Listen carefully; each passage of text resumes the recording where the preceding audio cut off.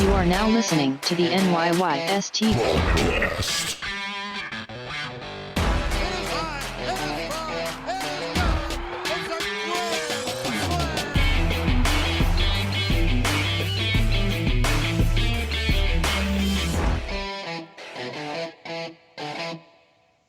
Welcome back. This is episode 188 of the NYYST podcast. I am your host, Christian.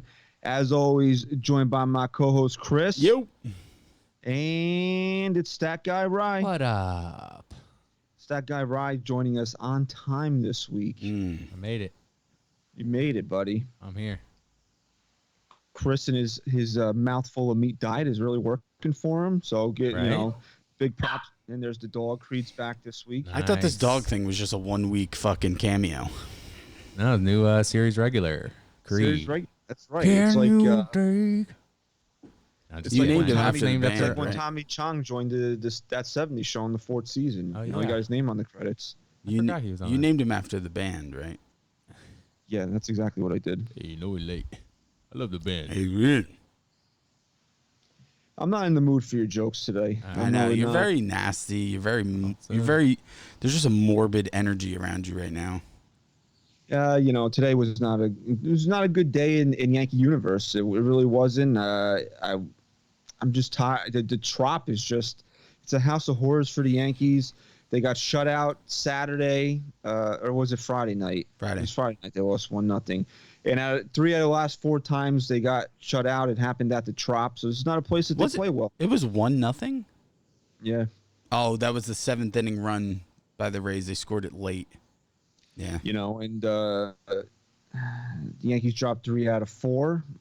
It's not a good place for the Yankees right now. And thank God we only have to see the Trop once this year, and hopefully only once. Hopefully the Rays don't make the postseason, and if they do, the Yankees don't have to deal with them. Because honestly, I'm not scared of the Rays as a team.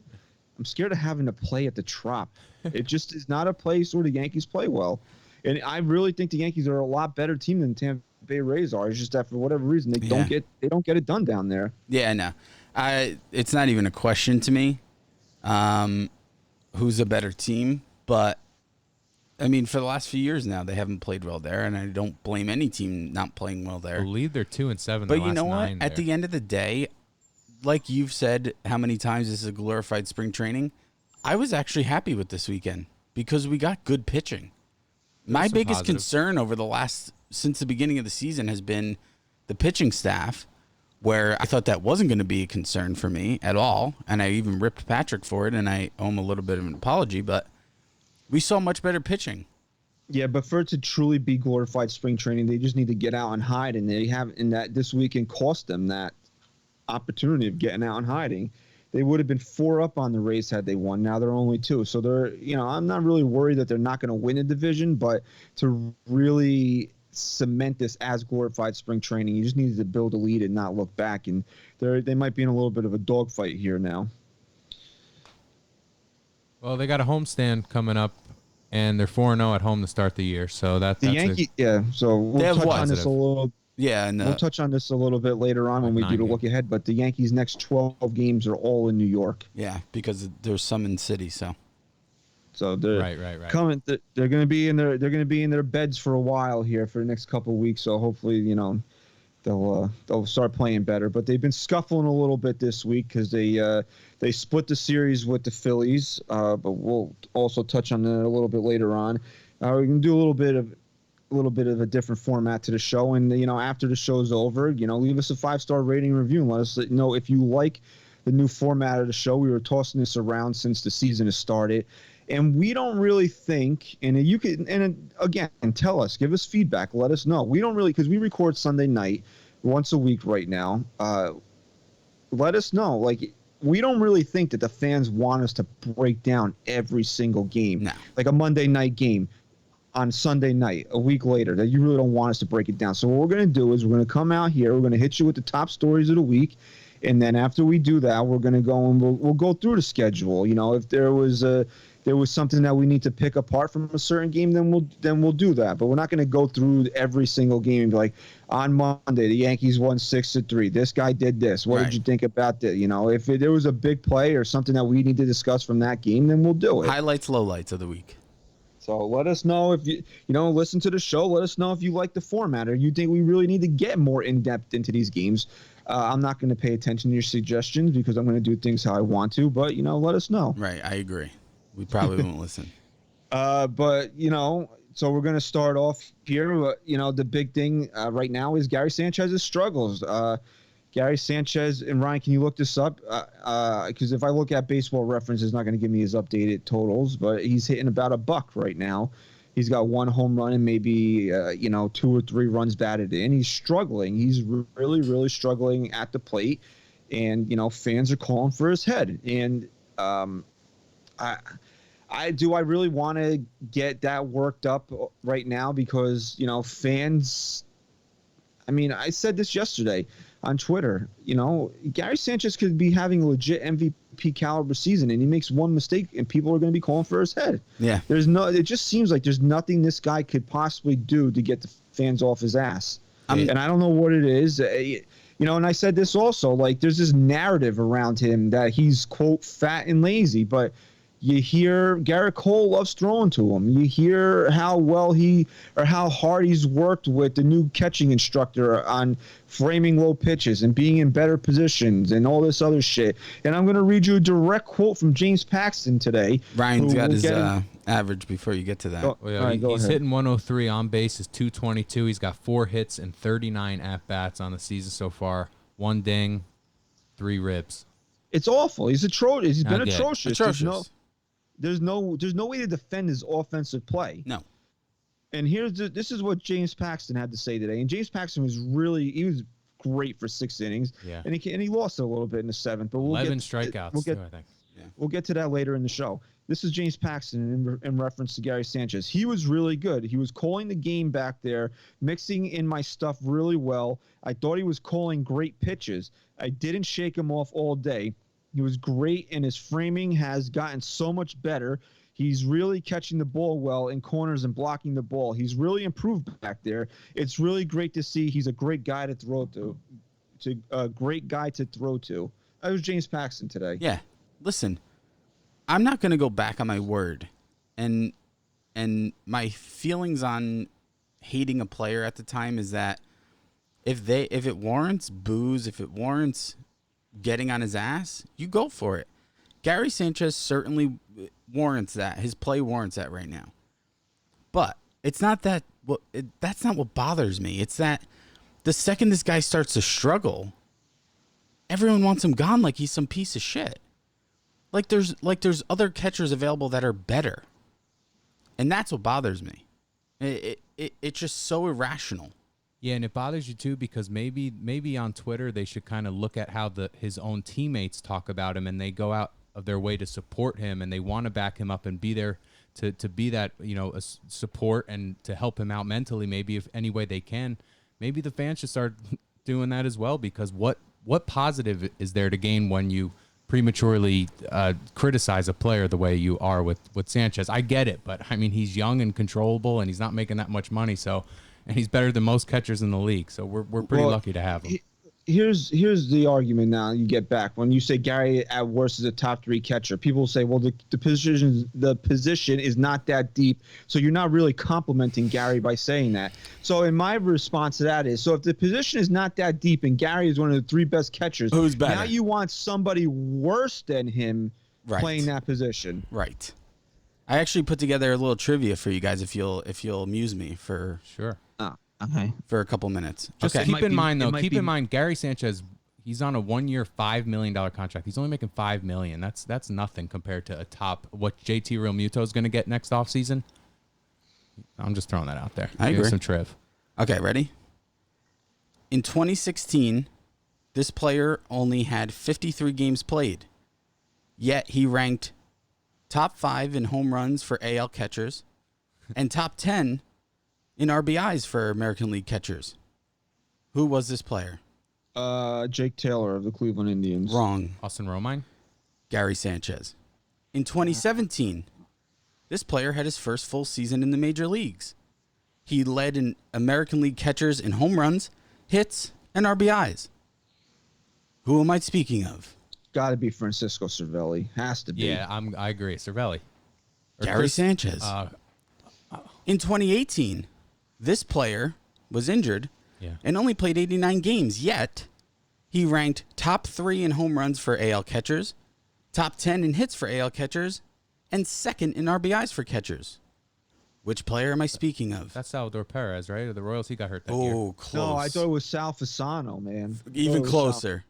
Gary Sanchez. In 2019, this is the last one. In 2019, this player led American League catchers in home runs, top 5 in hits, and led American League catchers in RBIs. Who am I speaking of? Oh, that's Higgy Bombs for sure. Yeah. Hey. Ooh, Gary Sanchez. So shut the fuck up that this guy sucks. Because he doesn't. Look at what this guy does. Give the guy some slack. I get it. He's frustrating. We're all frustrated with Gary Sanchez right now. You sure that wasn't Matt Wieters? Actually, I'll go back and check just to be sure. Honestly, guys, let's just take a second. We're all frustrated. Are you guys frustrated with Gary Sanchez right now? Absolutely. Yes, oh, absolutely. Absolutely. Are you defending his play right now? Offensively, you cannot. Correct. But do his statistics throughout the years he's been here suggest that this guy is worthless and shouldn't be on this team? That is incorrect. No, Right. Yeah, especially when you take into consideration the amount of money that he's being paid. It's a bargain. It reminds me of this poll that I just saw. Americans were polled on the coronavirus, and way to work that one in there. Always got to get the COVID gotta talk. get the- no, Oh, you got to be so- you got to be topical. So Americans were polled across the nation, Go tout yourself. and they were asked 2 questions: what percentage of the country has COVID, and what percentage of the country has died from COVID? The average response was 21% has it, and 9% has died from it. Do you guys want to take? I don't care. I don't. No. care. I Just want you to. No, it's part of what I'm. I know. You're part of Dr. the point. Fauci's nephew. So No, shut the fuck up. It's seriously part of the point I'm trying to make with Gary Sanchez. Do you know what percentage of the country has Probably coronavirus? way lower than the average. Would you just person. fucking give me a number? I don't. What Point- I say? Probably say 10% of the country had it, and less than 1% died of it. Okay, right? Yeah, I'd say 2% and 0.1. Okay, it's 1% has had it. That's close. Or has it, and 0.04% has died from it. So the same thing applies with Gary Sanchez, that That we guy all right. have this feeling that Gary Sanchez is worthless because all we think about are the bad things about him constantly. So if I gave those numbers to most Yankee fans right now, they wouldn't believe me that those were where he sat as far as catchers in the American League. And All right. So his value's way higher than this fan base gives him credit for. So if Gary Sanchez is at worst what he was last year, he's a catcher that hits 230 and hits 34 home runs and drove in about 90 runs last year. Last year, 77, I believe. Okay, so he drove in 77. All right, so at worst, Gary Sanchez is a pull happy, all or nothing 230 hitter that still hits 34 home runs and drives in about 80 runs. At worst. Which leads which leads the league anyway. And also think about where he's been hitting in the lineup this year. He's the 7 hitter doing that, or 8. Not the 3 or the 4. So if at worst that's what Gary Sanchez has become, he's no longer going to be a phenom 300 gap-to-gap killer like he was in 2016 in 2017, and this is what he is now. He can't shake the fact that he needs to pull everything, and he's still going to give you 30 and 70 every year at worst. Why are you turning that away? What other catcher is giving that to you right now? Why? You cannot get over his pass balls, and and you got people incorrectly calling that wild pitch last night, Saturday night, a pass ball. It was a wild pitch. I even had to tweet out the friggin' definition of what a wild pitch is. Dude, let me tell you something. A pitcher can go up there and throw 100 miles per hour directly at the backstop, and Gary gets blamed for a wild pitch with this with a pass even ball. Today, David Cohn took you said, well, he did take a shot. It was in the dirt. It bounced, but Gary should probably get that. Was the other day. That wasn't today, I don't think. No, that was today when Britton was pitching. That was in the 9th inning today. Oh, he did it the other day then too. Could Gary Sanchez been in a better spot to potentially block that ball? Yeah, okay, I give you that one. Is it Gary's fault that he didn't block a ball that bounced in front of the friggin' plate? No, it's not his fault. It's Britton's fault. Yeah, Britton was all over the place today. And then there was another that wild pitch. Who I can't remember for the life of me who threw it, but the pitch missed by it was Ottavino, right? He missed by the entire length of the plate. It was a slider. Length of the plate. There needs to be a reasonable expectation from your pitcher that he's not going to miss by that much. Well, it's Ottavino when he throws sliders, so you should know better. No, if you're setting up. I forget. Was he setting up outside and the ball went inside? Or he was setting up inside. It went outside. Okay. And Cone took a shot at him on that pitch, too. I mean, come on now. By the entire length of the plate, and you're going to blame Gary Sanchez for not catching that? Come on. That's just not being fair. That's just trying to fit your narrative that you hate this guy and he's, quote, fat and lazy and he needs to be benched. And you know what? And I sent you guys that tweet that I sent where I said, if I'm Brian Cashman, I trade Gary Sanchez right now. Don't care what I get for him. Just get him out of here. Give the fans what they want. Kyle Higashioka as the catcher. And it scared me. It legitimately scared me that tweet 20,000 likes. that tweet that people could not pick up the sarcasm in it, because it just shows me how insane this fan base is, that there's people out there that actually think that this is a real opinion because people have said it. So Cone took a shot at Gary on that Ottavino pitch also. I didn't hear the one today. I was listening. I didn't hear him say anything on the Ottavino pitch. So on the Ottavino pitch, Cone took a shot because he claims that Gary needs to know his pitcher and he has to know that Ottavino has that kind of slider. But here's my thing: the pitcher. That's probably why I heard that same exact thing tweeted 20 times, because they were parroting Cone. That's all anyone does. So, in my eyes, as a pitcher, who I see where Coney comes from, he gets defensive for pitchers, and that's fine. But as a pitcher, I always knew my catcher, where you have to look at Gary Sanchez and what he's become. What's his number one strength as a catcher right now, outside of his arm? He doesn't have any strengths. His framing, right? Every pitcher talks about it. Gary he works Sanchez, at Michael's now? Oh, fuck you. Gary Sanchez is a guy who's working on his frame. That's his biggest strength behind the plate other than his arm.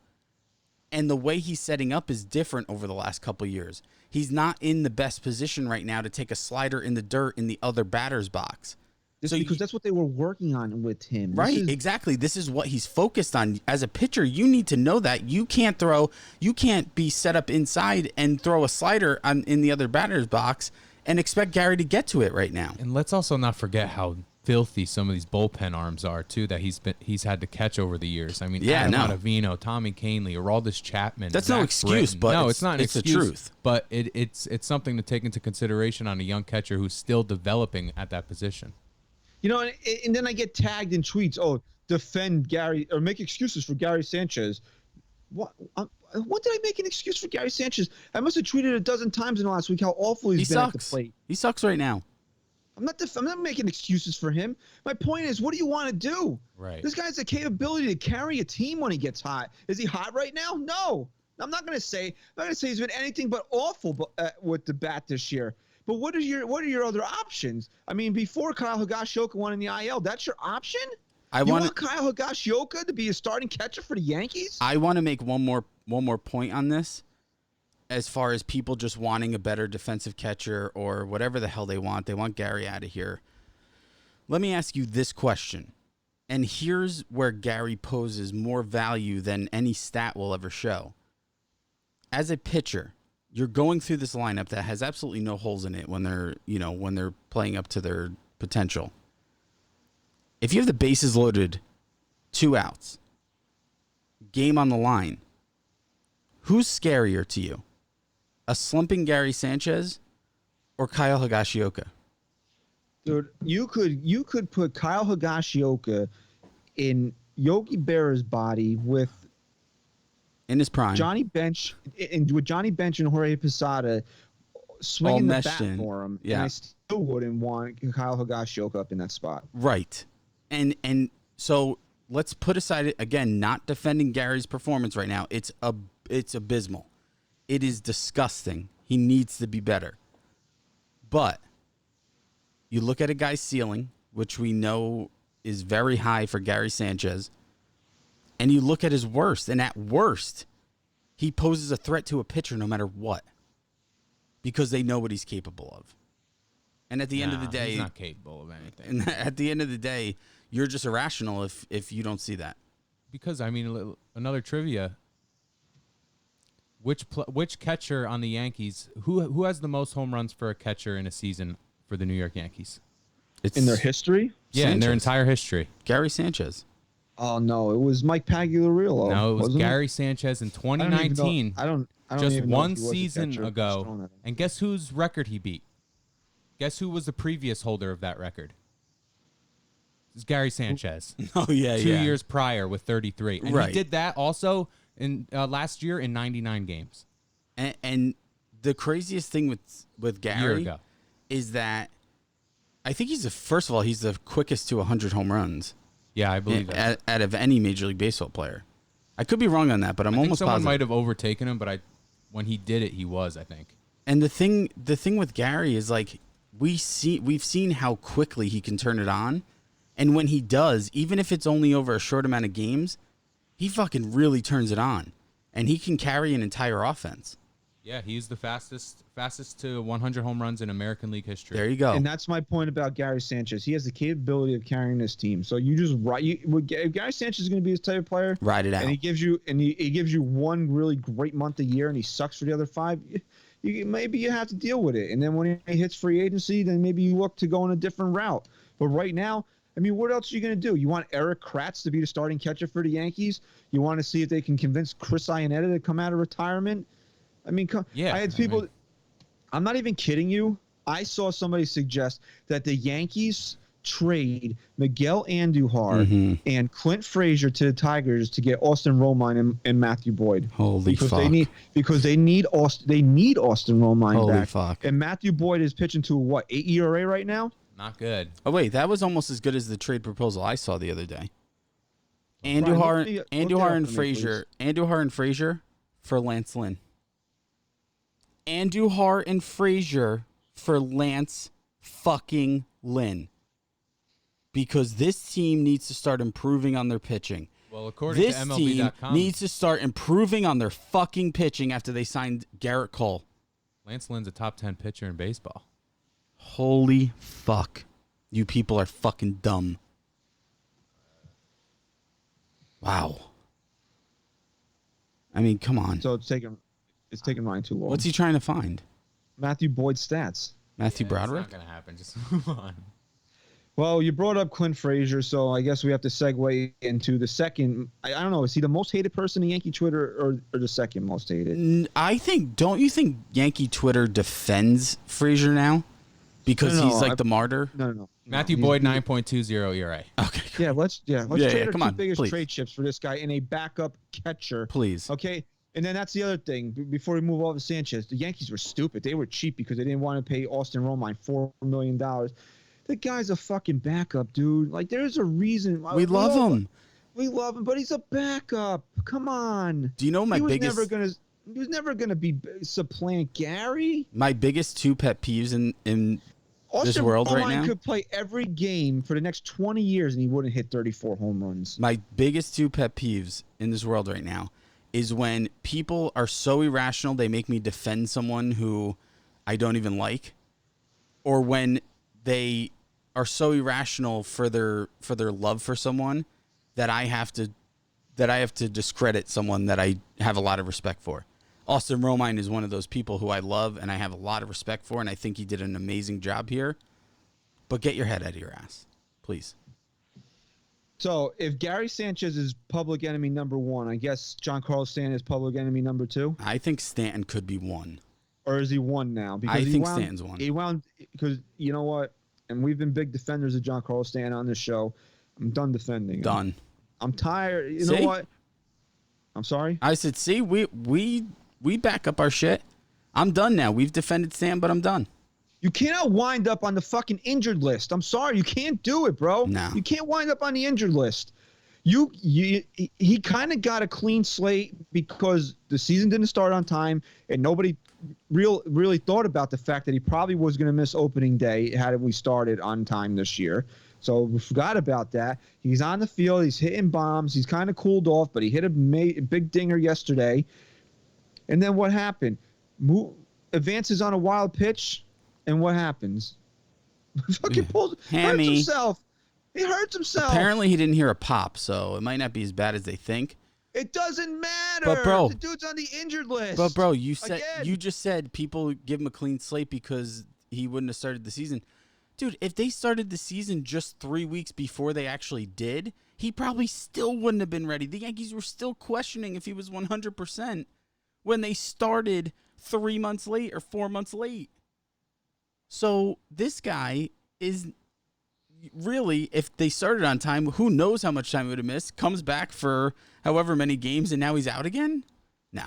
He had 41 at-bats, 12 hits, three home runs, 7 RBIs, 293 batting average, and a 453 on-base percentage. I mean, his at-bats were overall generally better. He looked better at the plate. I mean, even if he was still striking out at a good clip, he just looked better overall. And just doing simple baseball activities, he gets hurt. Like, you shouldn't be getting hurt advancing to second base. No, it's got to stop. I mean, but here's where I differ. I'm not defending him anymore. You want to call the guy, Glass G? Fine, he's fucking made of glass. Yeah. But here's my difference between everybody else. When he gets his ass back in the lineup, I want him to hit a fucking home run. Yeah. I want him to drive in 4 runs every game. I'm not done with him. Like, oh, I'm done with him. I hope he never plays for the Yankees again. I'm going to boo him if he comes up. No, I'm not going to do that. I'm still rooting for the guy, but I'm done defending him. If you want to call him glass and he's soft, fine. Go right ahead. I got nothing to counter that because he fucking is right now until he proves that he can stay healthy, which he hasn't done. That's the narrative on the guy. Yeah, so, I think too many people right now would rather be right than sacrifice being wrong and getting results. People want him to fail because they've already written him off. Chris, and it's just not right. Who's probably my least favorite Yankee? Who's the guy that you think that I if I could get rid of? And don't include Hap because he doesn't count. We'll get to him later. All right, that you can get rid of? If I could just get him out of here, I would get him out of here. It's not Stanton, right? This isn't a setup. No, it's not Stanton. No, it's not a setup. Clint Frazier. It's not Clint Frazier. It's Aaron Hicks. Oh, Aaron Hicks, yeah. I can't stand Aaron Hicks. And yesterday's in the second game of the doubleheader, he really pissed me off. The Yankees are down 4 runs, and on a ground ball double play, he decides that he's just gonna take it easy. Yeah, and, he's out. I'm not gonna bother trying to break this up.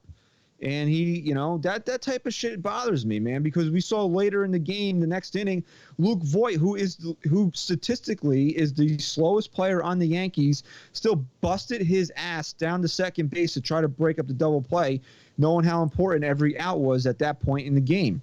But here's Aaron Hicks like, yeah, I'm just not gonna bother here. That you want to call somebody soft? That's soft to me. And what's my biggest complaint about Aaron Hicks is the fact that he takes shitty routes out in the outfield, and he's not as good of an outfielder as a lot of people think he is, which he kind of cleaned up in 2019. But what's he been back to doing this year? Shitty. But if he, but to finish my point, when Aaron Hicks is at bat, am I rooting for Aaron Hicks to strike out just so I can say, see, he sucks? No, I want Aaron Hicks to put one in the seats, rip one in the gap every time he's up. Because you know what I want to be more than I want to be right about a particular player being bad? I want the Yankees to win a game. And if that player helps them win a game, I will gladly say, you know what? He played good today. The Yankees won. I'm happy. Not, fucking Aaron Hicks is the reason why they won today. I'm wrong about Aaron Hicks. I'm mad. Look, if Hicks had fucking ACL surgery, like a torn ACL or something, and he's back in a shortened season and he needs to take it easy, running down to first or running to second or whatnot, then you kind of just take it for what it is and you hope he doesn't, aggravate it. Because you've seen a couple guys, trying to think of who it was that had a leg injury and they've been taking it easy. I think it was Stanton, actually, on a couple easy ground balls. But the guy had fucking Tommy John. So you have absolutely no excuse in my mind to be lollygagging. I'm not Dr. Go Fouch yourself, but I'm pretty sure that Tommy John surgery is not a surgery on the legs. It could be. What is your fucking elbow, Aaron? Please. So So wait, I have to ask. Stanton goes to the IL. So that obviously means that Clint Frazier is called up and he gets his opportunity now, right? Well, Thairo Estrada got recalled today. Oh. And everybody on Twitter was freaking out about Frazier not getting the call up, which is baffling to me because didn't we hate, Clint Frazier because he couldn't catch a fly ball? We hated him, right? Yes. We wanted him banished, gone, sent to the Phantom Zone. But now he's not exactly at the Phantom Zone, but he's at the alternate site. Yeah. The alternate site. He's the Yankee martyr now. But now he's the martyr of Yankee Twitter. It's not fair. It's not fair what the Yankees are doing to He's Clint. been so nice. They have to treat him better. Train him if you're not going to treat him better. Please shut up. Please. Everybody hated this guy, but now he's getting quote mistreated, and the Yankees they're mean. They're so mean. Look, to an extent, you feel for the guy that it just seems like he's never going to get his opportunity. But we have to hold people accountable who should be held accountable. Clint Frazier is accountable for anything that happens to him at this point after the way he acted. And we don't know what happens behind closed doors either. We don't know if we got the full story of him being as bad as it was. But here, logically and logistically, the Yankees were playing one more game in Tampa. Thairo Estrada's already there. Right. Got sent down after game one, so he didn't leave Tampa. He's there. They said he was still there as part of the taxi squad. Why are you going to flag Frazier, especially in the COVID era? Why are you going to fly Frazier down to Tampa for one game when you're coming back home for 2 weeks? If you really want Clint Frazier on the team, why would you do that? Right. Does it make any sense whatsoever? No, and we should have brought this up in the beginning, so I'll bring it up real quick. We forgot to talk about this. MLB did extend the 28-man roster for the entire season. 29 for doubleheaders, I believe, but that is no longer going to be tapered off throughout the season. Okay. So you have that. Then you also have to look at it like everybody loves Mike Tauchman now, right? Mikey T, step it up.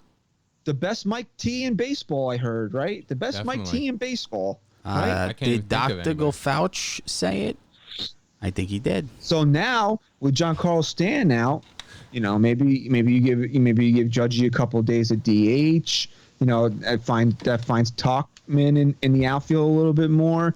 There's ways to work that. That also makes sense. Everybody loves Mike Ford. Now you can play Ford and Voit every day because one can DH, one can play first base, and if you keep Estrada around, now you have the extra infielder for in case of an emergency situation when you switch DJ over to first base late in the game. Mm-hmm. So instead of just they're not being fair to Clint. They're not being fair to Clint. Think about it. It took me 3 seconds to sit there and think about all that, and how it makes a lot of sense why Clint Frazier isn't on the team because they really don't need another outfielder. So do you think so? Is the point you're getting at that not only was Thairo Estrada called up because he was in Tampa, but you think he'll stay up? I don't know if he'll stay up, but I'm just saying if that is the long-term solution, doesn't it still make sense? Oh yeah, absolutely. But do you think that come Tuesday, there's a possibility that Clint does get the call? Because actually, I still don't think it would be him. I have a tweet from Marley Rivera of ESPN. If you give me a second to look it up, somebody sent it to me. Tweeted it. She tweeted it. She tweeted it. She tweeted it. I retweeted it. Don't forget, Tyler Wade could play the outfield too. Tyler Wade can do anything. Can he pitch? Probably. He pitches Ryan's 10. That was good. There's only one man that Ryan doesn't need a blue chew for, and that's Tyler Wade. A blue choo-choo. All right, here it is. Since you said choo-choo and you're still looking, I got to say, Troy had a good game the other day, by the way. He's good. Choi.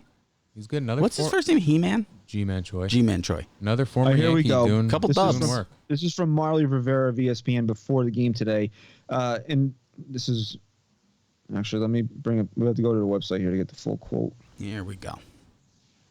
Boone said the Yankees opted to bring up Estrada instead of Andujar because they didn't necessarily want to start the option clock over again with Miggy. Sounded like Andujar will probably be brought up tomorrow, really Tuesday, because they're off on Monday. We'll be in a position to potentially do that heading into Monday. Well, they pick up Aaron. They pick up what, an extra year of service time? Yeah, but notice how Clint Frazier's name never came up. Yeah, I mean, it's crazy, but look, if you have a DH spot opened up now, fuck. I mean, Andujar, get him some at bats, and without the liability of him being in the field, fuck it. Right? If Miggy gets hot enough and sees enough pitches, we know what he's capable of too. Yeah, Andujar was sent down earlier in the week, and it was the right move. I think he was like 1 for 14 on the year. He really hasn't hit the ball with any authority, and in fairness to him, it's sporadic playing time. They got him out in left field trying to learn how to be a left fielder. So, it was the right thing to do, but it sounds like he's going to be the move and not Clint Frazier. So, again, before we move on, simple yes or no question. Is Clint Frazier's future in Major League Baseball as a New York Yankee? I definitely say no, but I'm not just going to say that. I have to also just add this to the point here that you said it just 20 seconds ago. We already had an overcrowded outfield. If Stanton went down and we really didn't have any outfield depth and he didn't get called up then, I'd say you can point this directly to they just want nothing to do with him. I still think it's close to that. But when you have a guy like Miggy who you really want up here and to do damage, if that's the move, I can't say it's just because they don't like Clint Frazier or that he's not. I still don't think he has a future here. I don't know if he has a future anywhere, but definitely not here. I think he has a future, and I think it benefits the Yankees to hold on to him just in case they can use him, in case a Talkman, a Gardner goes down, Judge. Then they could use him. But for now, they benefit from waiting until that collective bargaining agreement expires and they rule that there will be a universal DH, because that doubles the potential trading components. I don't know. Absolutely. Partners. Absolutely. So they benefit from holding Miguel Andujar and holding Clint Frazier, who are defensive liabilities for the next couple of years, because the universal DH is coming. It's not until this collective bargaining agreement's done, and then that opens the pool to 29 other teams instead of just 14. That's a fucking great point. It really is. I mean, it ups his value. That was like blue chew for the brain right there. It ups his value so much. When I was in the bathroom today, it just came to me. That's where I get my good thinking in. But, all right, so we'll move along here now. Recap the week here. We recorded Sunday afternoon last week because the Yankees were on Sunday Night Baseball. They won that game. Judge with a big home run. You're feeling good. Then we move on to Philadelphia. Yankees win again. And then the tropical storm hits. Mm-hmm. And it kind of washed away all the Yankees' good feelings because they've won 2 games since then and lost many. And where are they? 2 and what? 1, 2, 3, 4, 5. They're 2 and 5 in their last 7 since the tropical storm.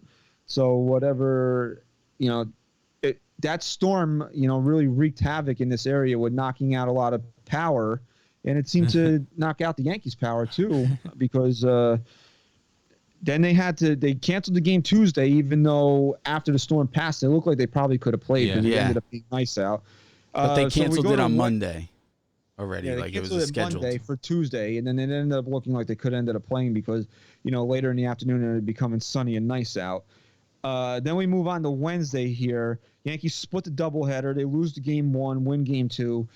Thoughts on the 7-inning doubleheader? If your answer is anything but I fucking hate it, I don't care to talk to you ever again. The only time I ever want to watch a 7-inning baseball game is if I'm watching the Little League World Series.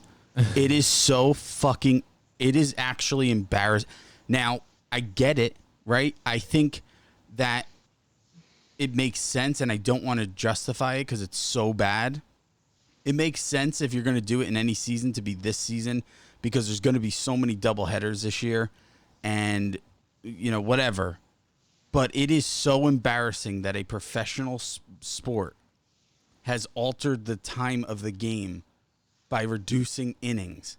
That's like football coming back and having... And saying, we're going to play 12 minutes a quarter. Right. Now, is the reasoning for that because they're going to do it a lot, or is it because of player safety, so they don't have to play 2 9-inning games? Ryan, you know, COVID only comes out after the 8th inning. Right. You know that, right? I mean, because it's not too Well, the smart initial player reason- safety to have a doubleheader in a dome, if that's the Well, reasoning. The initial, yeah, I mean, right. I think they said their initial reasoning was they don't want the players spending that much time at the ballpark. Yeah. See, that's stupid to me. Then I thought don't it be was. there at all. I thought it was because there's going to be. They anticipated so many double And headers. then that's where they kind of they flipped it and they said, well, there's going to be so many that we have to do 7-inning doubleheaders. I mean, the Yankees play 2 doubleheaders this week, and I'm sure they're going to end up having to play more because they still have games. Now they end up, I think they have to make up games with the Orioles, right? Yeah, they do. They do. Yeah, they're making that up on September 4th. I don't know if it's a doubleheader, but that's where it's So let me ask this question, and I think it's really it is a doubleheader, Ryan. This is what's really fucking stupid to me. Okay. If you do the ratio, right, where a pitcher has to throw 5 innings to secure a win in a 9-inning game. Glad you brought this up. If you do the ratio, it really goes down to 4 innings. Actually, a little bit less. I think 3.2. But it really goes down to 4 innings to complete 4 innings in a 7-inning game to get a win. If you're going to alter the fucking game, you better alter that kind of shit too. Right? Because you want to get Garrett Cole. Yeah, listen, it could be anyone though. I'm just saying in general. Why doesn't that change? We're changing the game completely by lowering the innings. Well, then standards for the because look, we all know Garrett Cole went out there yesterday and said, okay, I can either give decent stuff over 7 innings possibly and be efficient, or I can be fucking filthy for 4 or 5 innings, 107 pitches, and then my bullpen only needs to throw a couple innings and secure the win, which is what you saw. You saw him tire out a little earlier or be less efficient throughout the game than he has been, even though his stuff looked by far the best the other day. Very sharp. All right, we're not there yet. I'm just saying in general, you're going to change the game. You got to think about those things too. Agreed. All right. So I'm not enjoying 7-inning doubleheaders. Like if we have to deal with it this year, we have to deal with it this year.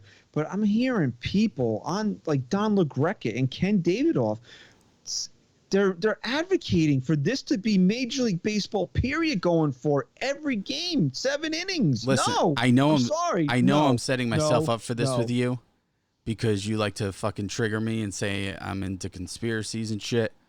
But this is a conspiracy that I truly believe that that these things that the commissioner is testing out this year, he has every big broadcaster advocating for it, regardless of what they truly feel. Listen around the league. Every single one of them is saying they love the 7-inning doubleheader.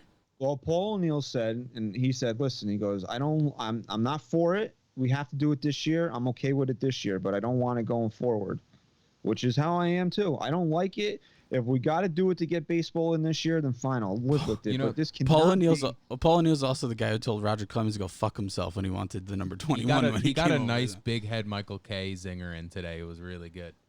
But I like that conspiracy because earlier when they announced that there might be the pick'em for the playoffs, where the once that was another thing too. Everyone was on board for that, and everyone's on board with the extra teams. They're like, I love this. This makes the game more interesting. I like no, it doesn't. Conspiracy Chris. That's it. CC. And then what do we have here? Yeah, forget it. But game 1, Yankees take a 3-0 lead, and then guess what happens? J Hap Guess what happens. happens? He happened. He walked 6 men, allowed 4 earned runs, and after 3 innings, and this loss got blamed on Boone in some parts of social media, of course, because Aaron Boone should have known his pitcher, and then after the first course. inning, he should have pulled Hap.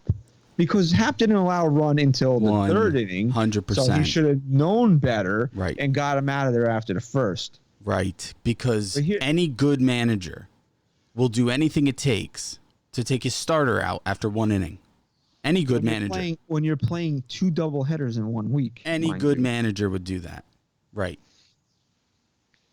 Can we please, and this might go against everything that I said, can we please get J Hap off this team? Yeah, I mean, I give him one more start. Seriously, one more. everybody has seemed to turn a corner so far. Montgomery had a little bit of dip in his last start. He got roughed up a little bit, but Tanaka had a good start. Paxton had a good start. Cole's pitching well. You want to give him one more start? One more. Fine. But if he goes out there and shits the fucking If he bed can't, again, yeah, it's done. I just wanted to bring up my tweet real quick because I think it's pretty. Because we can say all we want about Hap, but my number one thing with him, especially when he came over here and I started looking into his career, he's always been pretty consistent. Like, he's never been an elite starting pitcher, but he's always been consistently good throughout his career, right? The other day when he only threw four innings with another 4 earned runs, it was the first time in his career he did it in back-to-back scheduled starts. And I put a note, he did it in 2013, but it was 3 months apart because he had an injury. It was the first time that he's done that in his career. And he's been in the league for 14 years or 14 seasons. So that is a big red flag for me that this isn't just a guy who's struggling anymore. We saw the decline last year, and he's doing things so poorly that he's never done in his entire 14 seasons. Wasn't there some sort of walk statistic he had there? He had 3 innings, six walks. It was something. Yeah, it was something with the walked 6 walks. batters in his last start.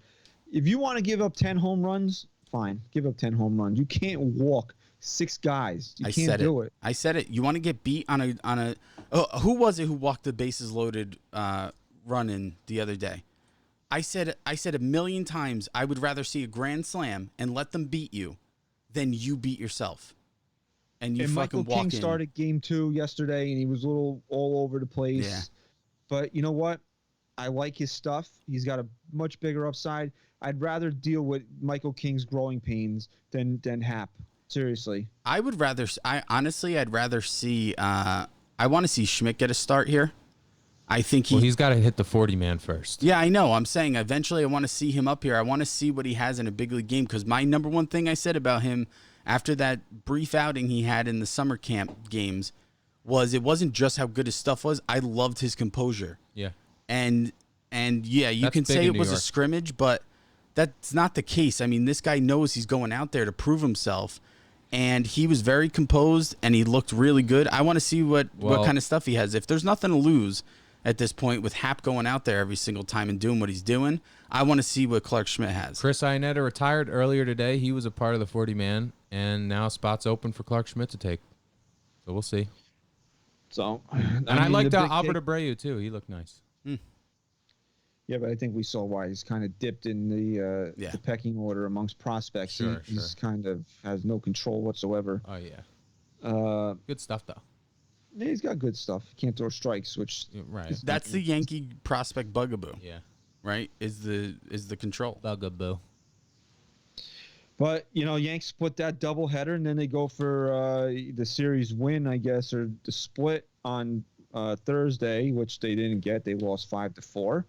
That was Montgomery's start. He got roughed up a little bit, but I don't know. I'm not really too worried about Monty. Well, he is coming back from TJ, so we'll give him another throw out there unless Chris wants to murder him. I like Montgomery. That's that leg injury, right, TJ? So yes, it's in the knee, actually. No, I like Monty. I'm just not as high as him as you guys are just yet. And don't forget David Hale. He pitched 2 1/3 in that game. He's got a 1.59 earned run average this year. Yeah, he's looked good. And then we'll move along here to Friday. They start the series with the Rays. Might be the most encouraging 1-0 loss I've seen for the Yankees because Masahiro Tanaka looked as good as I ever seen him look in that game. I got to say, and I know it's early and we've only seen him a few times and even at a couple times, and even at that, we've seen a limited Masahiro Tanaka. But I have a feeling that if one guy is going to benefit from Matt Blake and what he brings to the table, it's going to be Masahiro Tanaka because I see a completely different pitcher out there. Yeah, I really do. It was another start where his fastball looked just a little bit faster, and I think it has to do with how he's spotting it. Blake switched up his mechanics a little bit too. They said. I really think that he's going to benefit the most from this guy. I think he's going to really turn him into the guy that we've been expecting. So Tanaka went 5 innings, 1 hit, no walks, 5 Ks, also no runs allowed. Gave him 59 pitches after giving him 51 the previous start. I thought they were going to maybe push him a little bit more, but Boone said that was enough for him. So you like to see him maybe go a little bit deeper into the game next time. Maybe give you 6, especially if he keeps his pitch count down. But he looked fantastic, man. Phenomenal. I think that's exactly what you needed to see for somebody to get behind Garrett Cole and really say, I'm the number 2 guy in the staff. And Tanaka, he looked a part of it.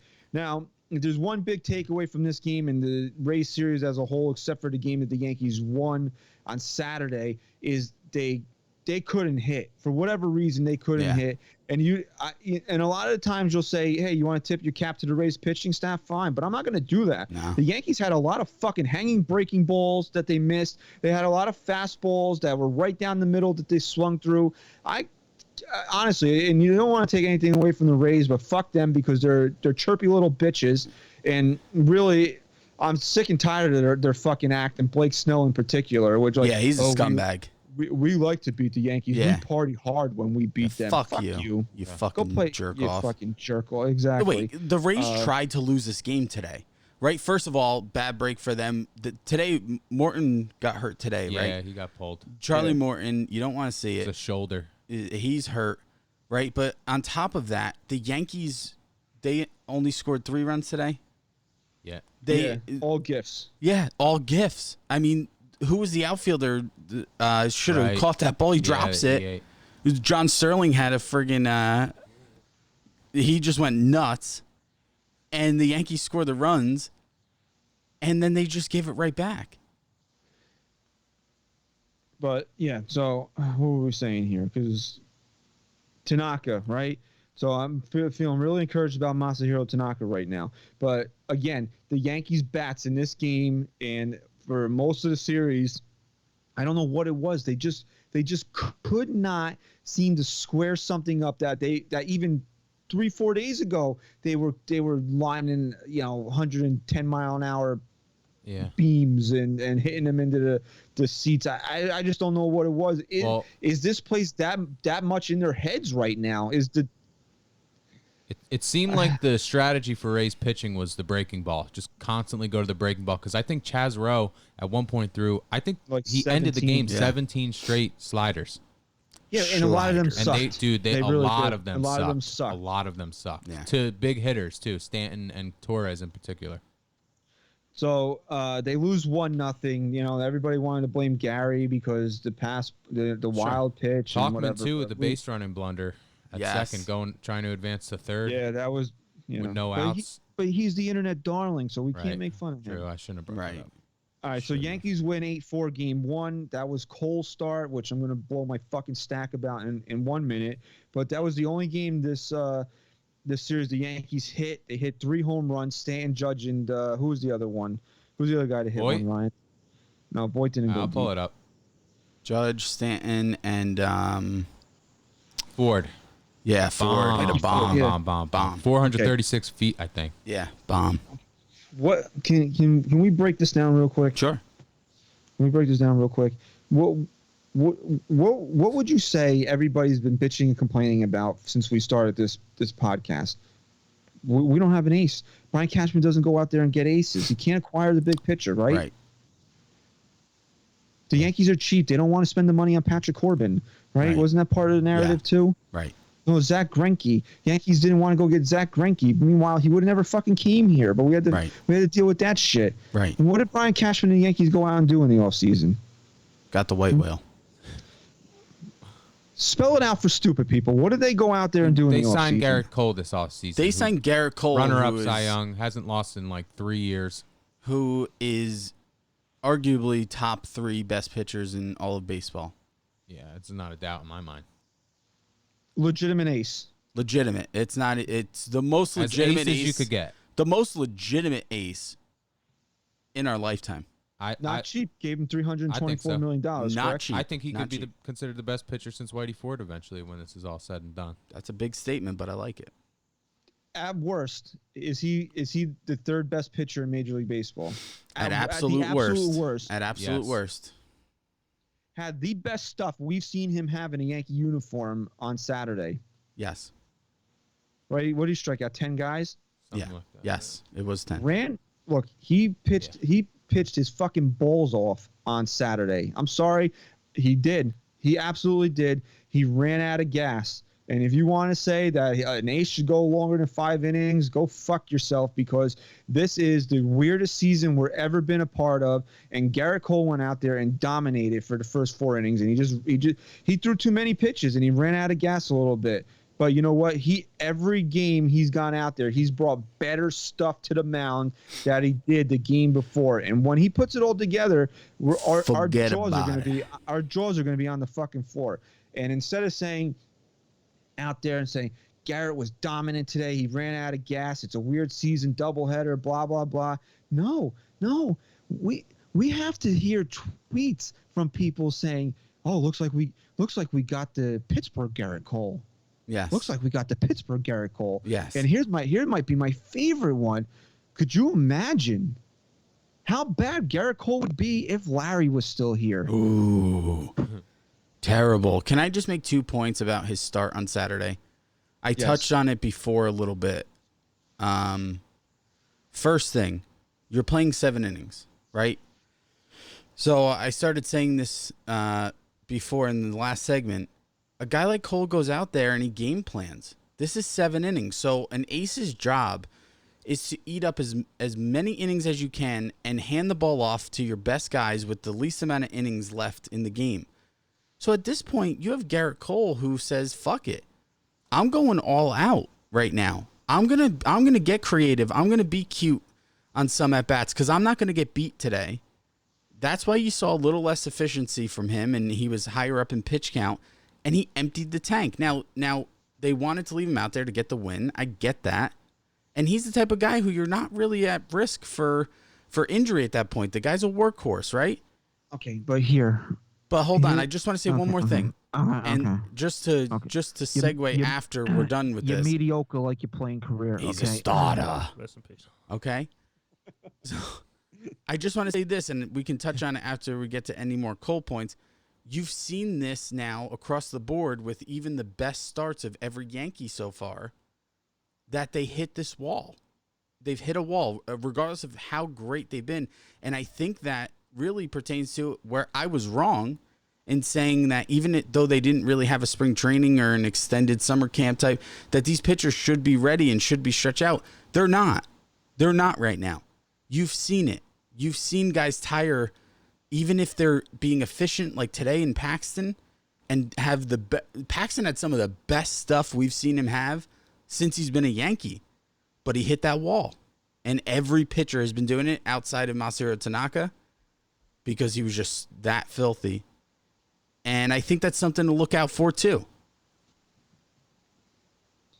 We've waited so long to get an ace, a legitimate number 1, top of the line, rotation, drop your balls on the mound, know you're going to win that day pitcher. Absolutely. And after his 3rd fucking start, this fan base has already got shit to say about him because he pitched 4 2/3 innings. Yeah, I'm so sick of this fucking fan base. I really am. I'm sorry. Seriously, honestly, I really, if I didn't have so much fun interacting with certain people and know that there are actually legitimately good fans out there that are fun to talk to and respect and have good debates and opinions with, I really wanted to quit Twitter today. I'm so sick and fucking tired. I don't go on. I only tweet. I don't look at anything anymore. Dude, we finally have an ace, and you guys are so fucking pig-headed that you don't even appreciate it. After 3 fucking starts, you're ready to run the guy out of town because he didn't finish 5 innings. Like Chris said, these guys are not built up yet. You can only expect so much. There's been no spring training. They were off from March until July, and they had 3 weeks to go where they basically were scrimmaging each other. It's not the same thing. And then you're throwing these guys into immediately into competitive games that count, and you want to see them go 8 innings, allow 2 hits, and strike out 15. It's not going to happen. It might not happen for another 2 or 3 weeks. Mm-hmm. It's just a natural progression of things. But immediately we have to go to Twitter and bash Garrett Cole. Go seriously, go fuck yourself. Yeah, and don't forget the Yankees were on a 3-game losing streak before that game too. So what does he do as an ace? He puts the team on his back, and yeah, he didn't give them a lot of innings, but he gave them enough where he was able to hand the ball off to their two best available options in Chad Green and Adam Ottavino. So you did your job, ace. If you can't appreciate Garrett Cole for what he's done so far, then you're just never going to appreciate anybody that this team brings in, and you should just honestly find something else to do with your time. Go be a Mets fan. Honestly, because you're miserable. They're miserable. You know who really hates that Larry Rothschild's not on the staff anymore? Aaron Boone. Because everything now, it used to be like if it were pitching flaws, at least Larry's fault. It would be Larry's fault. Now everything is Boone's fault. Everything, from top to bottom. All right, so let's move on to that, right? Seriously, I'm just sick and tired of it. If you can't appreciate Garrett Cole, and I at least give him an ace, 5 starts where he hasn't lost 3, he hasn't lost any. And listen, our fan base is the Yankee fan base, so we hate sitting here and saying this shit because we're not talking to every Yankee fan, but we're talking to the select loud few that are just complete fucking idiots. I'm sorry, we're going to call you out for what it is, and you can call us idiots back. I don't give a fuck. But that's the type of relationship that we have with you, and we're going to be honest. You sound like fucking morons. You sound like fucking spoiled crybabies who just can't appreciate anything anymore. And it just doesn't help. There's no reward for it. Criticize other teams. Get to their head. Root against them. Don't root against the team that you supposedly root for. So we got Garrett Cole, get the win. Game 1, Yankees lose game 2. Everybody thought Judge hit that one out at the end of the game, but Judge knew he didn't get it all. Yeah, I heard that. You saw his reaction as soon as he hit it. He knew he didn't get it all. He gave it a ride. Yankees lose that game. That was the game where we referenced earlier, where Hicks decided he was going to stroll the second base and not try to break up the double play.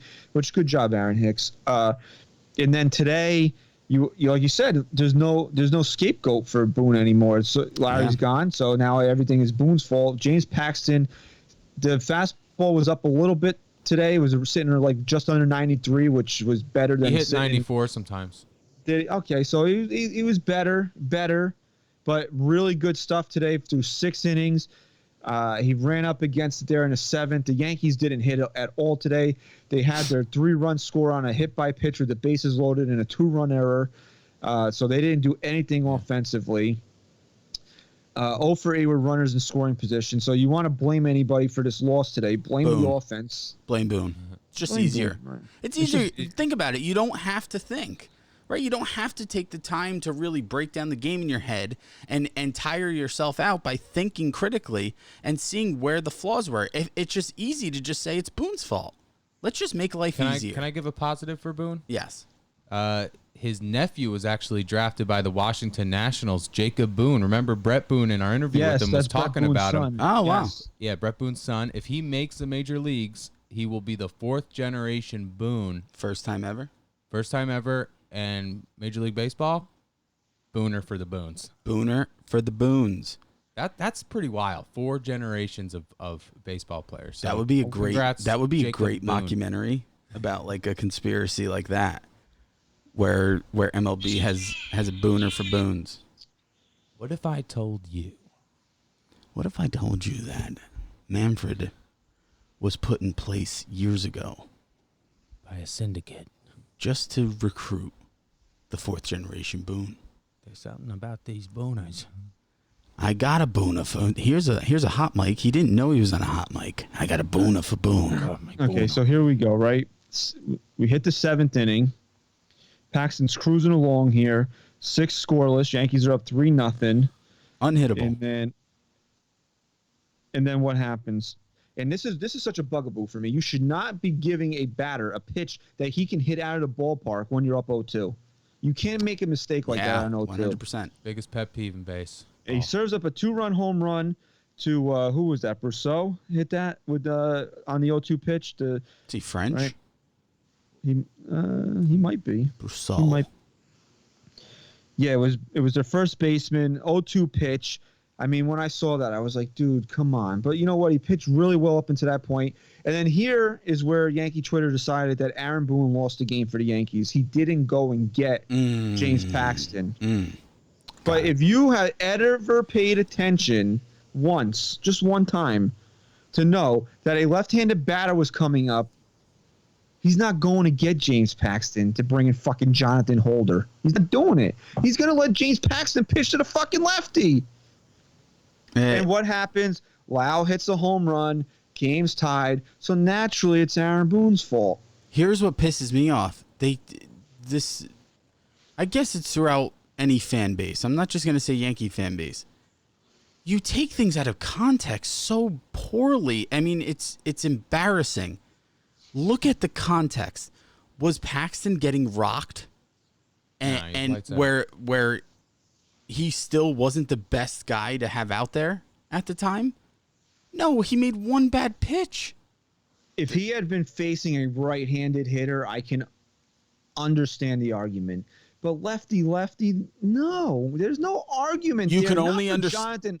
Not for Jonathan Holder, You bro. can only understand it, though, because he hasn't had a lot of starts where he's built up his arm, correct? Yes. If this was mid-season, Paxton being Paxton, and he's that efficient and that solid all year, you're not pulling him just because a guy hit a 2-run home run at that point when you just had a doubleheader yesterday.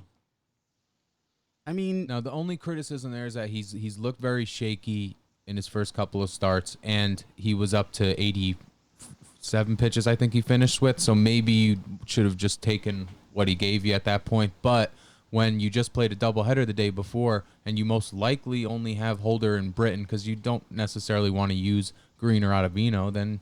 If you're telling me Jonathan Holder, like Christian said, whether it's a lefty or a righty, I don't even care. If you're telling me Jonathan Holder is a better option at that point, then you just haven't been paying attention over the last couple of years. In this game, I mean, he had 11 strikeouts in this game, James Paxton. Remember, Jonathan Holder was so fucking bad last year that he got sent down, and we never thought we were going to see him again. But irregardless of the 2 home runs he gave up in the 7th inning, this was a very encouraging start for James Paxton. Absolutely. Even without his best fastball, he went out there and he was really dominant through 6 innings. Yeah, I liked how he changes speeds, man. If you're not going to have that fastball, then you have to rely on your change of speeds, because he was throwing 92, 93 consistently, and his breaking ball was clocking at sometimes it was like 81 to 83 miles per hour. That's a huge difference. But Christian, you said to hold off on this until now.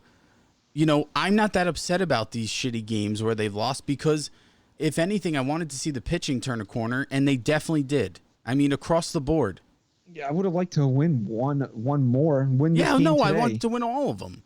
But what I'm saying is, I'm not gonna walk away from this past weekend and say it was a complete failure. We saw a lot of promise out of guys. Failure. No, you can't. All right, you want to use Dude, it, this is glorified spring training. We've said it. Yeah, but you also said that, well, will you ever get emotional about this like a regular season? Yeah, today I was. This was the first time I really got angry and pissed about a loss today. Did you see James Paxton coming off the mound today? He just stared down in the Rays because dugout. they were talking shit to him. Yeah. They were talking shit to him. They're a bunch of fucking because they were throwing in. They were throwing in yesterday, and then he started out the game throwing a little bit inside. Look, honestly, I thought Boone and the Yankees were being a little sensitive Saturday night with the complaining about the pitching in, but fuck the Rays. Seriously. Yeah, not a fan. And bring CeCe, sign him up for a one-game contract when they come to the Bronx. Yeah, they should have made him the extra man for the doubleheader. We're gonna give him a bunch of Billy Crystal contracts this year, just one day, whenever we need to fucking drill someone right in the head. So actually, I don't know if CeCe can reach the plate anymore after his what the fuck did first pitch he threw out. Yeah. It doesn't matter. Just throw the pitch and charge somebody. Charge the plate. Charge the plate. Charge the fucking plate. Don't even wait for him to get to you. I really think they supplanted. The Red Sox are not my most hated team anymore, and I think they definitely supplanted the Astros as my most hated team right now. Really? Well, we play the Rays. Rays over the Astros. Because they're a bunch of punks too. Because they're, you guys saw the video of what's his name? The Ramon Laureano. Laureano. He was being challenged to a fight by the fucking bench coach or the first base coach of the Astros today, and a brawl broke out. I mean, yeah, social distancing protocols out the window. Yeah, assholes. He's gonna get suspended. Come on, for Carlos double-digit Correa. games, I bet. Carlos Correa. Like, that's all you need to think about in your head to know Alex Bregman. that they're your most hated team. Well, reading quickly, 2 A's got thrown out of the game today. Exactly 0 Astros got thrown out of the game. Let me tell you something. Today. The first thing I said to myself when that fucking fight broke out was, they're going to continue to protect them. It is a fucking joke. A joke. Yeah, you're going to see a heavy suspension for Laureano. Don't you see the hostility teams and players have against this team? For a fucking reason, Manfred, you jerk off. What was Kelly's suspension?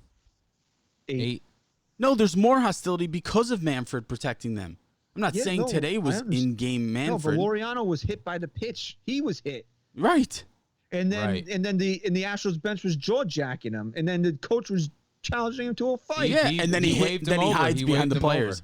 Then he hides behind the players when he starts charging them. Yeah, and Bregman tackled him. Do not instigate fights. They said this is the one thing they say.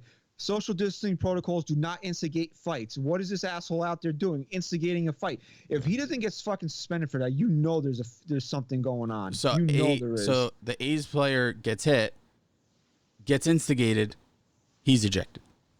Yes. Phenomenal. Great job, Major League Baseball. Seriously, great job.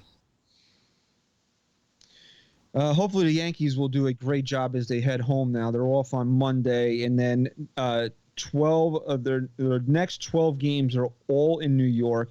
They have a 9-game homestand, and then the final 3 games are against the Mets in Citi Field.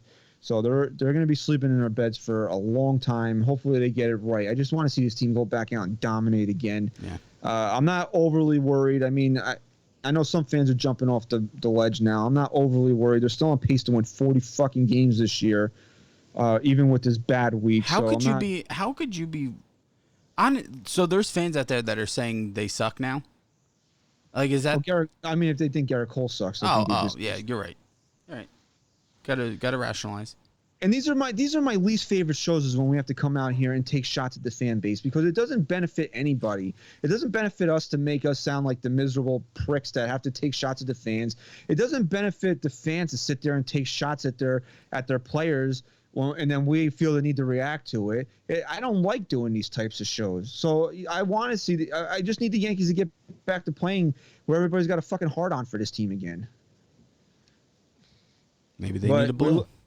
Maybe we need Blue Chew. Chris, you were supposed to work on that. I know. They're using me as a guinea pig right now. Oh yeah? Trials. Do you need to go and take care of that? No, I'm used to it now. It's just something I live with. All right. So Yankees are off on Monday before they play a pair against the Braves, which is not going to be easy because the Braves are a pretty solid team themselves.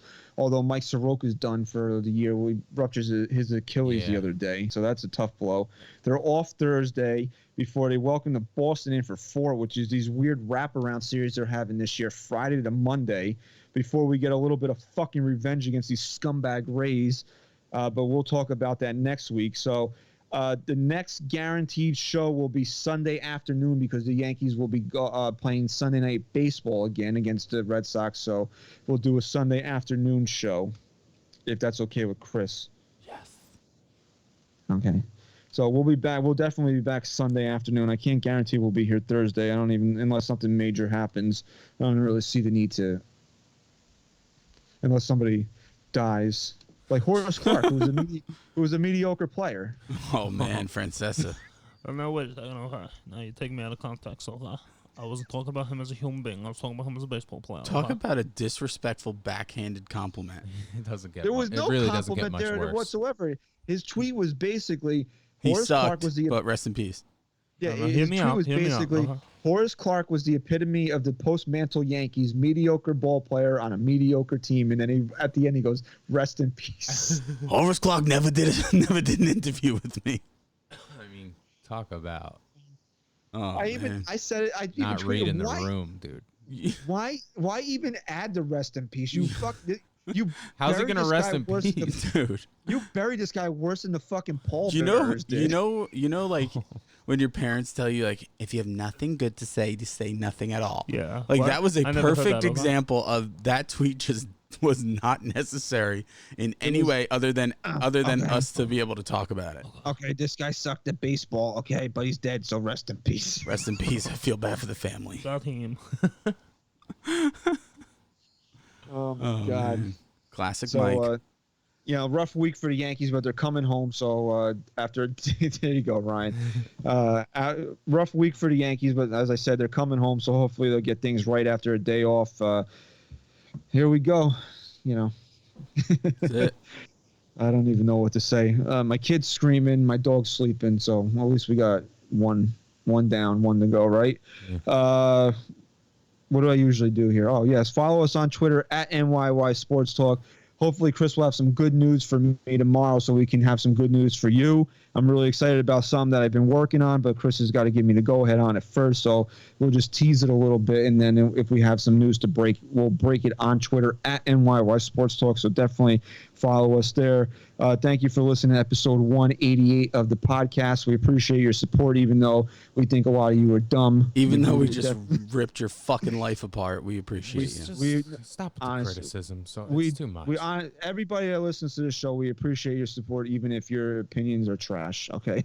Can I just say something before you close out?